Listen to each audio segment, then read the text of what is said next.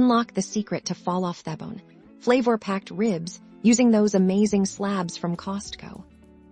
First, we're grabbing a rack of St. Louis-style ribs from Costco. Look for good marbling. That's the key to tender, delicious ribs. Next, it's time to prep. Gently peel off the tough membrane on the bone side. This allows the rub to penetrate and makes for a much more enjoyable eating experience. Now for the flavor explosion. We're starting with a classic barbecue rub mix: equal parts paprika, brown sugar, granulated garlic, onion powder, salt, and black pepper. Don't be shy. Coat both sides evenly. For the smoking method, preheat your smoker to around 225,250 degrees Fahrenheit. Place your ribs bone side down and let them smoke for about 3 hours. We're aiming for that beautiful smoke ring. After 3 hours, it's time to spritz and wrap.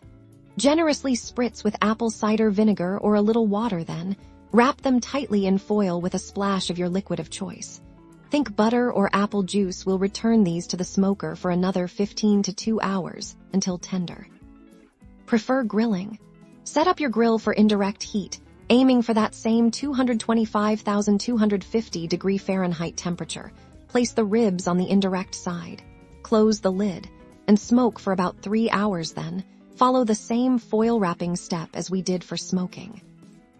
No smoker or grill? No problem. Preheat your oven to 300 degrees Fahrenheit. Wrap your seasoned ribs tightly in foil and bake for about 3 hours for a crispy finish. Unwrap for the last 30 minutes.